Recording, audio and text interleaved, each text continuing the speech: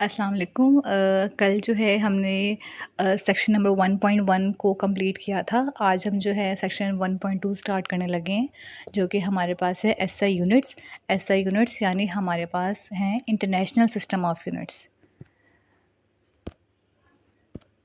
अब यहाँ पे हमारे पास ऐसे यूनिट की पहले डिफाइन पढ़ लेते हैं। In 1960 an international committee agreed on a set of definitions and standards to describe the physical quantities. The system that was establish is called the system international. अब यहाँ पे जब आपके पास बेस क्वांटिटीज़ काफ़ी ज़्यादा आ गई, ड्राइव क्वांटिटीज़ आ गई हैं, तो ज़ाहिर है हमने पढ़ा है कि जो भी चीज़ हम पढ़ते हैं, कोई भी अगर आपके पास मेजरेबल क्वांटिटी है तो उसका कोई ना कोई यूनिट तो होता है। अगर हम लेंथ की बात करें, लेंथ के हमने यूनिट्स कितने पढ़े हुए हैं? सेंटीमीटर भी पढ़ा हुआ है, मीटर भी पढ़ा हुआ है, मिलीमीटर भी है, माइक्रोमीटर भी है, बहुत ज़्यादा है। सेम है, माइक्रो लेवल में भी यूनिट्स भी हैं और मैक्रो में भी हैं। अगर हम बात करते हैं मैथ्स की, केजी है, ग्राम है, मिलीग्राम है, तो यानी हर चीज़ की, हर फिज़िकल क्वांटिटी के जो है बहुत सारे यूनिट्स आ गए। तो यहाँ पे ना फिर जितनी मुख्तलिफ़ कंट्रीज़ हैं उनके दरमियान में जो है वो क्लैशेस पैदा होना शुरू हो गए थे। कोई कह रहा था ये यूनिट है, कोई कह रहा था ये यूनिट है। तो यहाँ पे पता नहीं चल रहा था कि ऐसा कौन-सा एक यूनिट है जो कि हर कंट्री में माना जाए। तो यहाँ पे कमेटी बिठाई गई और इस कमेटी के जो है मद्देनज़र हमारे पास 2 टेबल्स आए हैं। एक बेस क्वांटिटी का टेबल आया है, एक ड्राइव क्वांटिटी का टेबल आया है। उसमें जो यूनिट्स लिखे हुए हैं वो हर कंट्री में माने जाते हैं, जिनको हम लोग कहते हैं एसआई यूनिट्स। अब इसको हम आगे पढ़ेंगे तो ये चीज़ें मज़ीद आपको क्लियर हो जाएँगी। अब यहाँ पे जो एसआई यूनिट्स हैं वो 2 तरह के हैं। जैसे हमने कल लास्ट टाइम पढ़ा कि जो फ़िज़िकल क्वांटिटीज़ हैं वो 2 तरह की हैं। एक बेस क्वांटिटीज़ हैं और एक ड्राइव क्वांटिटीज़ हैं। अब ज़ाहिर है जो बेस क्वांटिटीज़ के यूनिट होंगे वो बेस यूनिट्स कहलाएँगे। जो ड्राइव क्वांटिटीज़ के यूनिट्स होंगे वो ड्राइव यूनिट्स कहलाएँगे। अब यहाँ पे उन 2 टेबल्स की बात हो रही है, जो टेबल्स जो है एसआई कमेटी ने जो है बनाए हैं, जो कि हर कंट्रीज़ में फ़ॉलो हो रहे हैं। फ़र्स्ट ऑफ़ ऑल हमारे पास यहाँ पे आते हैं बेस यूनिट्स।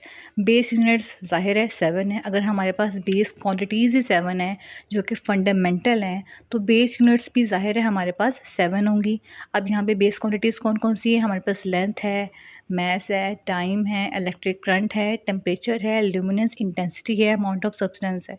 एक बात और, ये जो मैं नेम्स पढ़ रही हूँ, ये मेरे पास बेस क्वांटिटी है, बेस यूनिट्स नहीं है। बेस यूनिट्स वो हैं जो उसके अगला कॉलम बना हुआ है। जैसे लेंथ का यूनिट क्या है? मीटर है, तो मीटर यहाँ पे बेस यूनिट है।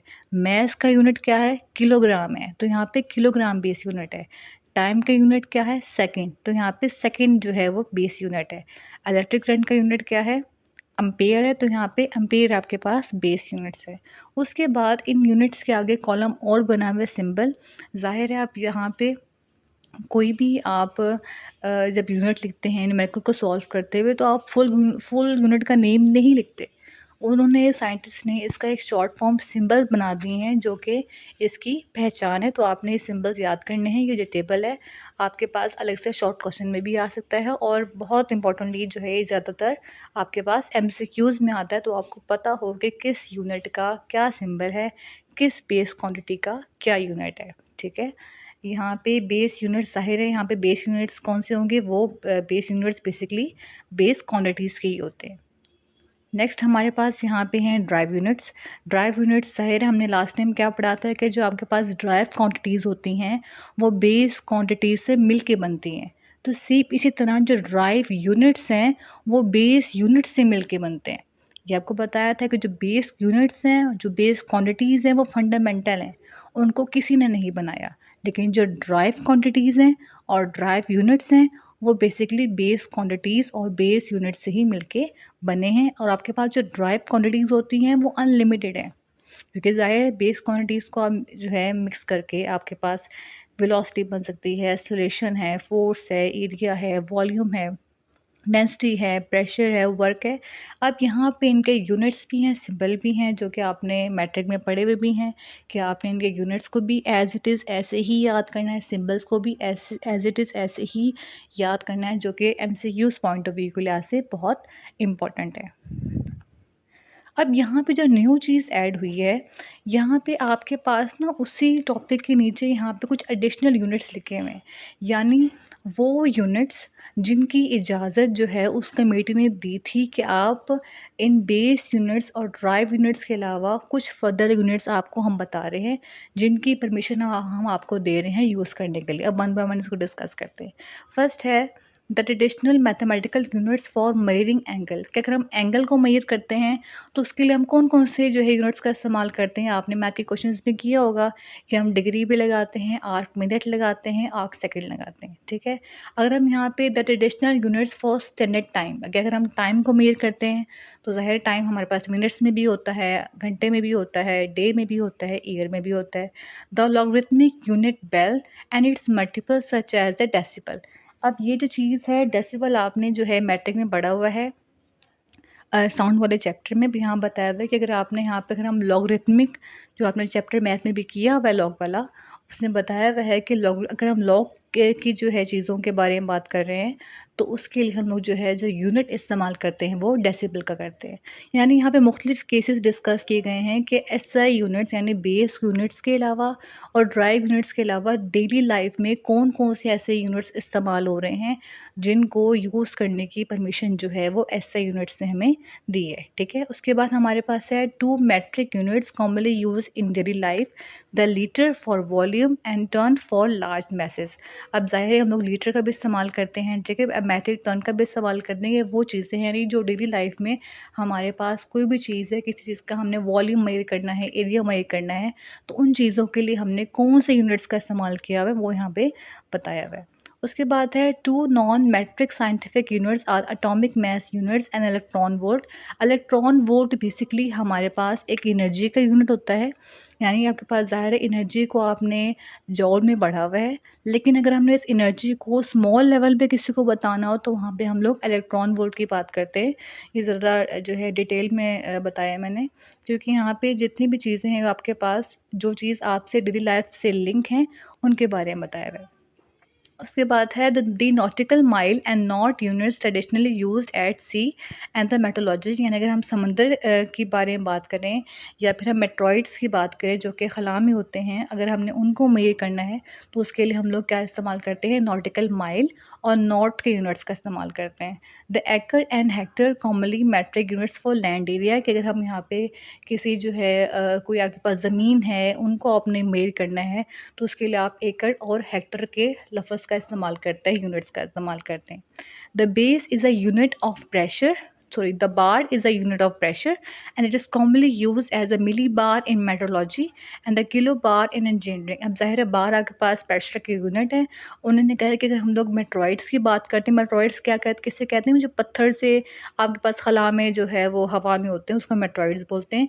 कि अगर आप उस पर काम कर रहे हैं तो जो उसकी वैल्यूज़ आएंगी उनके साथ हम मिलीबार लगाएंगे, और अगर आप उसकी इंजीनियरिंग की बात कर रहे हैं तो उसके साथ हम लोग किलो बार लगाएंगे। ये बेसिकली आपके पास ना ये एडिशनल बताया है कि ऐसी कौन कौन से एडिशनल जो हैं यूनिट्स आए हैं जो आपके पास एसआई ने यूज़ करने की इजाज़त दी, तो आपने सारे याद करने हैं, ठीक है। उसके बाद नेक्स्ट आपके पास साइंटिफिक नोटेशन है। Scientific notation are the numbers that are expressed in standard form called scientific notation which employs power of 10। यानी कोई भी आपके पास scientific notation का पर्पज़ बेसिकली ये है बड़े नंबरों को छोटी फॉर्म में लेके आना और उसमें 10 का इस्तेमाल करना। ज़ाहिर है अब यहाँ पे देखें 45,000 लिखा हुआ है, ठीक है। अगर आपने उसको शॉर्ट बनाना है तो आपने यहाँ पे क्या किया, 45,000। अब यहाँ पे मुझे बताएं वैल्यू बड़ी लग रही थी या 4.5 लग रही थी, 45,000 लग रही थी। तो नंबरों को जो ज़ाहिर है जब आपके पास नंबर्स बड़े हो जाते हैं तो उनको लिखना मुश्किल हो जाता है, तो उसको जो है आसानी के लिए उसको हम शॉर्ट फॉर्म में लिख देते हैं, 10 की पावर की फॉर्म में लिख देते हैं ताकि पढ़ने वाले को आसानी हो। अब यहाँ पे साइंटिफिक जो है नोटेशन की फॉर्म में चीज़ों को कन्वर्ट कैसे करते हैं वो मैं आपको भी जो है बोर्ड पर समझाती हूँ।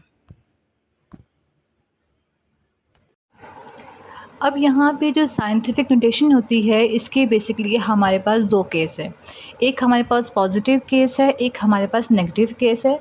पॉजिटिव केस से मुराद हम लोग यहाँ पे ले रहे हैं कि आपके पास, आपने क्वेश्चंस में नोट किया होगा, कुछ की आपकी जो 10 की पावर है वो पॉजिटिव होती है, कुछ की नेगेटिव होती है।